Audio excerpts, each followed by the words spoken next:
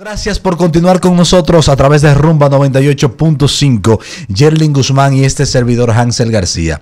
Quiero aprovechar esta inflexión para saludar una vez más a Miguel Guerrero. No le gusta que le digan maestro, ni don, ni profesor, simplemente Miguel Guerrero.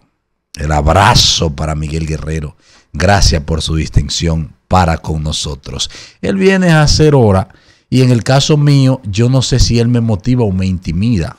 Sí, porque tú estás hablando de periodismo, donde está Miguel Guerrero. No, yo soy periodista y hablando. Donde está Miguel Guerrero, tú tienes que. Tú tienes como que. Acá, espérate, vamos a organizarnos. Hay que apretarse la puerta. Vamos a organizarnos porque tiene que ser en orden esto. No, pero usted puede decir que es un aspirante. Ah, sí. Bueno, amigos oyentes, miren. En esta oportunidad, yo quiero sugerirles que le presten atención al contenido que vamos a agotar a continuación. Recientemente yo tuve la oportunidad de ver una película de esa que te dejan orgulloso del cine dominicano. Conmigo sucedió. Había escuchado sobre la historia del personaje, pero cuando tú vas al cine, tú solo no vas a ver ese film, sino que lo vives. Estoy hablando de la película Dani 45. Para conversar sobre la película Dani 45, nosotros recibimos en cabina a los actores Jesús Villanueva, que hay que ir a verlo en la pantalla grande. A otro que nos tiene acostumbrado al buen trabajo en la pantalla grande y en las tablas, que es Don Teo Terrero, gloria de la actuación dominicana. Y está con nosotros también el productor de la película, Adrison Carvajal. Chicos, buenas tardes, bienvenidos a Tomando el Rumbo. ¿Cómo están? Gracias. Cuéntenle. Bueno, reiterarles las gracias y ese recibimiento con la valoración que tú obviamente nos da, pues nos añade más satisfacción del que nosotros ya tenemos, dada la retroalimentación que hemos recibido de lo que ha sido, ¿verdad? La puesta en escena en la sala de cine de nuestra película. Yo me quedé corto, y aunque yo no soy un crítico de cine, pero soy crítico de arte y además como público, debo decir que la película Dani 45 es perfecta. Y desde mi punto de vista, quizá ese podría ser un hándicap para el mercado local. ¿Ustedes qué dicen de eso? Bueno, yo quisiera... voy a secundarte. No solo por ser parte del proyecto, sino porque cuando uno de alguna manera u otra se ha involucrado en otros proyectos cinematográficos y luego ve en pantalla Dani 45, no le queda otro remedio que decir. Hay un trabajo en el que el valor de producción, el trabajo de dirección y sumado al entusiasmo de la mayoría del elenco, tú tienes que decir, hay un trabajo extraordinario. Cuando tú ves, por ejemplo, a Teo Terrero en el personaje que está interpretando y lo comparas con el Teo Terrero en otros personajes, sí, y lo miras aquí, tú dices, aquí hay algo que se está colando diferente. Y eso tiene que ver con el trabajo, tanto como el valor de producción como el trabajo de dirección. Un Gilberto de la Rosa empeñado en que todo el mundo asuma un trabajo orgánico, pero desde la perspectiva del origen de cada personaje. Don Teo, ¿cómo define usted Dani 45 y su papel? Bueno, Dani 45 es un retrato de un momento histórico vivido en el cual la manera como se percibía que el delincuente podía cambiar de conducta era mediante el castigo físico. Un proceso, diría yo, heredado de cómo querían cambiar ideológicamente a los políticos que caían presos o a los presos políticos en un momento determinado de la historia dominicana. Entonces, Dani 45 presenta ese momento donde el cuerpo policial, cada vez que agarraba a un delincuente, pues lo majaba a palos, lo masacraba. Y entonces también presenta el momento en el cual comienza a cambiar ese tipo de trato. Pero en ese sentido, el conflicto fundamental no se presenta entre entre eso, entre quién domina la cárcel. Si la domina el privado de libertad o el, como le llaman ahora, le llaman interno, el interno o preso en aquel momento, o si la domina realmente los guardianes, los encargados de la prisión, el alcaide, que es el jefe de la prisión. Entonces, ese es el conflicto y presenta precisamente la manera como cambia del proceso de castigo a un proceso, yo diría, más humanos, pero no sabemos si con mejores resultados. Don Teo, y bueno, para aclarar un poquito, según tengo entendido lo que leí, porque la película la voy a ver este fin de semana, es una de las cosas que tenemos que hacer este fin de semana. Está en todos los cines de Caribbean y de Palacios del Cine, ahí no hay conflicto. Según lo que he leído, Dani 45, bueno, en esa época algunos de los que nos escuchan no habían nacido, otros estaban muy pequeños, fue un preso que se convirtió controlaba la Victoria prácticamente y se convirtió en algo horrible.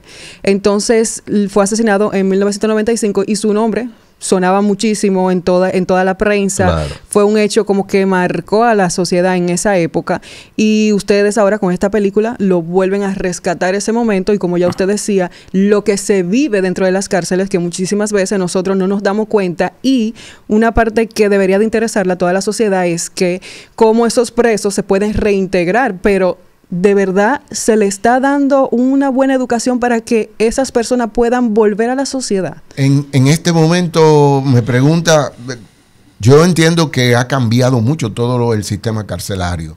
En cuanto a la proyección de la película, no presenta necesariamente ese proceso de cambio, sino que la película es más un poco biográfica, es una película que enfoca el personaje de Dani 45, su vida no completa, enfoca su vida dentro del penal de la Victoria a donde fue recluido. Sin embargo, por ejemplo, mi personaje, que yo diría que es el principal como antagonista, ¿no? Sí. Porque es el que establece el conflicto, es el que establece el inicio del conflicto, donde dice, el que domina soy yo. Y más tarde el que domina es Dani.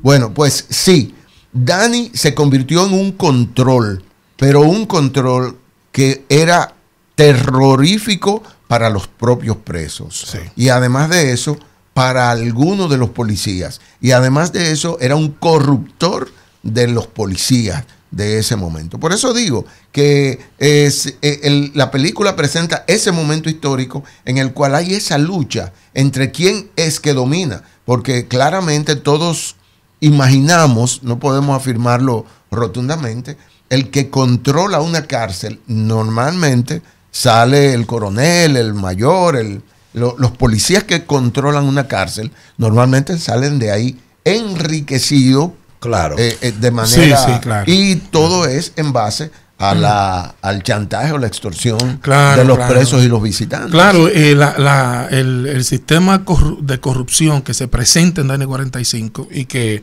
por ser biográfico obviamente fue vivido, no solo alcanzaba lo que sucedía dentro del penal, sino que también alcanzaba gente de fuera porque desde fuera le llevaban todos los insumos que se consumían ahí dentro, que lo hacían a él, como dice el terror, no solo el control, sino el terror.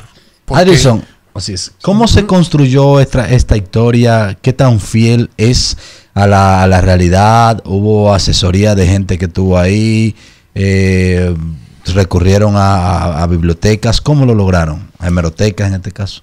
Sí, mira, cuando un director, un guionista deciden contar una historia, llevársela a una audiencia, es porque esa historia debe tener algo trascendente. Sí. Yo añadiría, por ejemplo, lo que dicen estos reconocidos actores que hicieron un papel extraordinario en la película. Así es. Convincente por demás. Yo diría que la película retrata la pregunta que me hace sobre lo fiel. El cineasta tiene licencia de fisionar algunas escenas con los fines de darle dramatismo a la historia. ¿Qué sucede?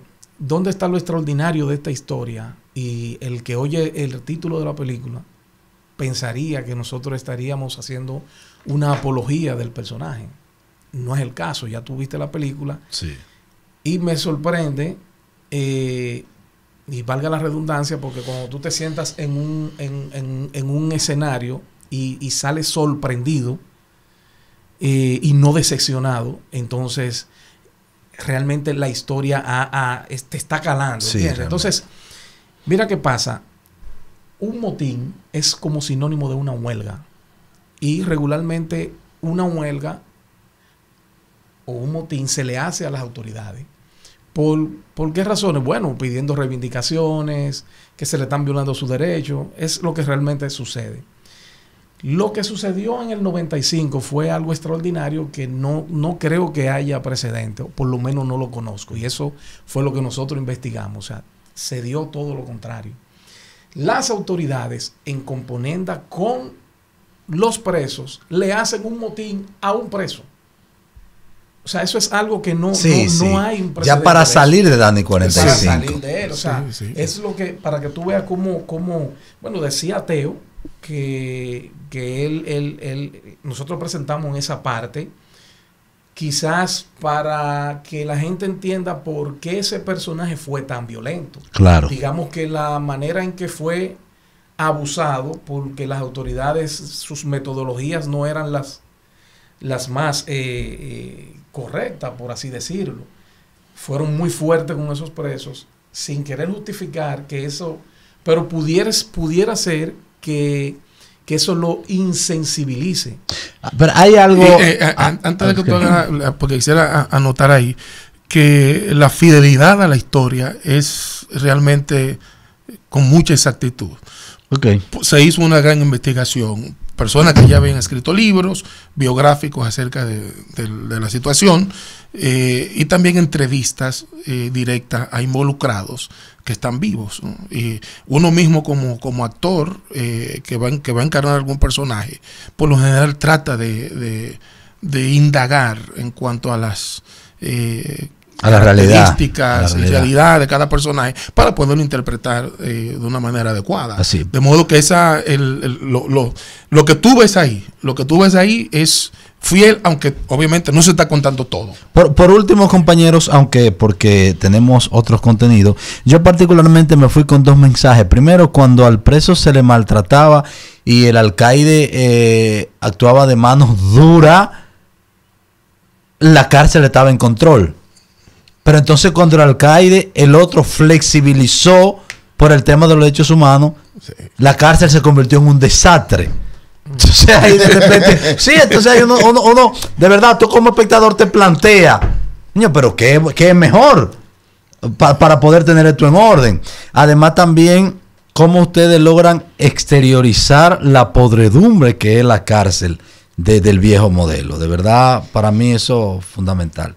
Sí, definitivamente. Bueno, ahí se ve fielmente lo que se vive en las cárceles. Realmente sí, eso es así. Así nosotros nos lo planteamos.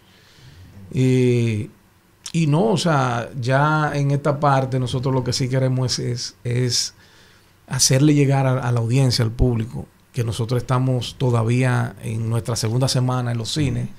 Y queremos hacer hincapié en los horarios que nosotros por favor, que nosotros tenemos en los cines. Ajá. En Downtown nosotros estamos de lunes a domingo hasta las 9:30 tenemos la última función.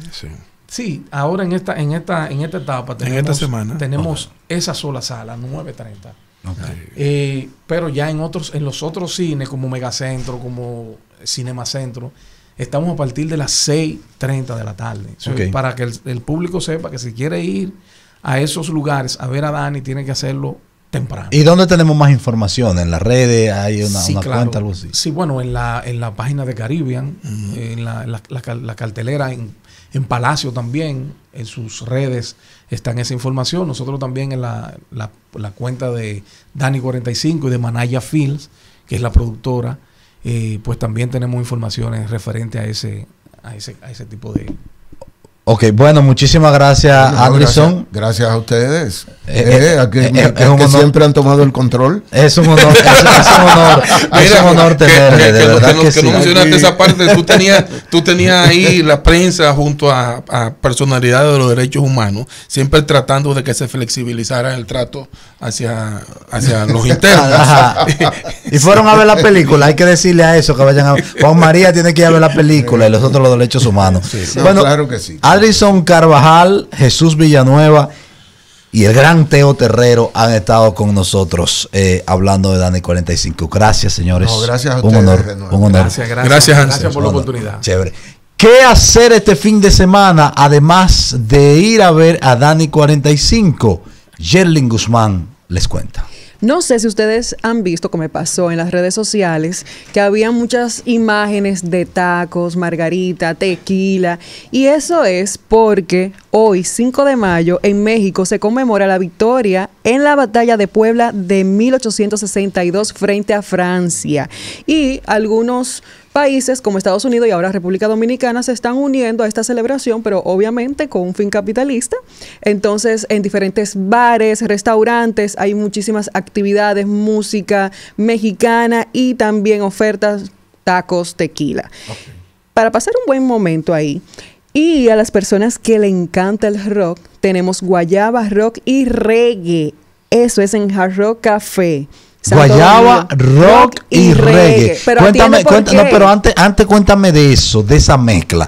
Guayaba, rock y reggae. ¿Por dónde hace esquina? Claro, es simplemente porque tenemos a Toque Profundo, Transfusión y Richie Oriachi. Okay. O sea, este viernes eso va a estar buenísimo a las 9 de la noche.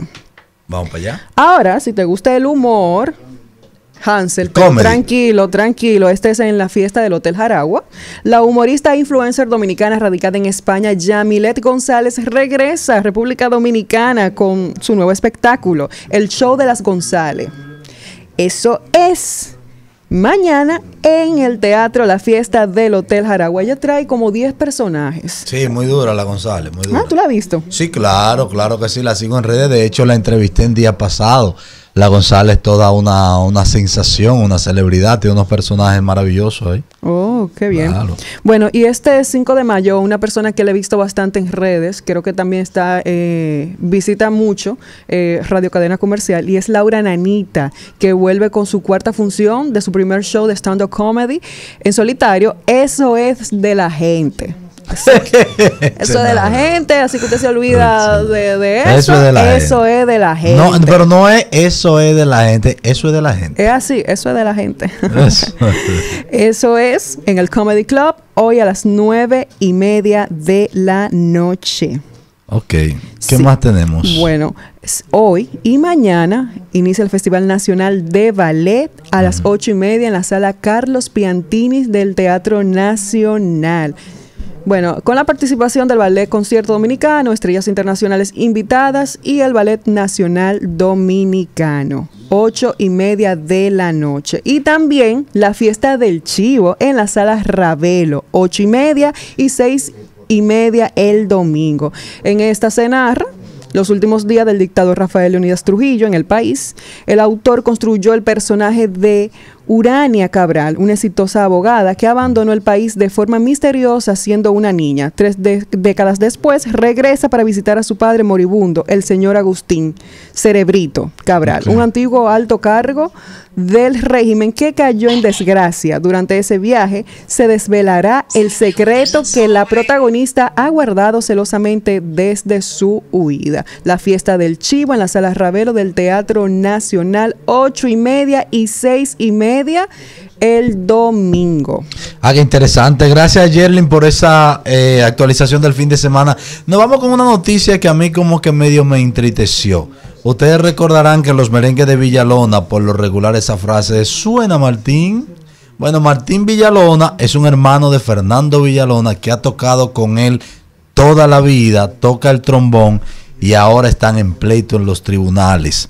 Martín Villalona ha demandado a Fernando Villalona por prestaciones laborales. Hubo un desahucio de la empresa y lo está demandando por prestaciones laborales. Los Villalona tienen un conflicto desde hace un tiempo, de cuando murió el padre de todos, Fernando Villalona Évora, que era el mayor, era el que tenía bajo su cargo los temas de la herencia, y los otros querían la repartición y él no, pero eso se subsanó. De hecho, Arami Villalona, que había hecho públicamente en varias ocasiones el conflicto, dijo que ya todo eso estaba, que estaba bien. De ahí entonces vino el junte de los Villalona en pie.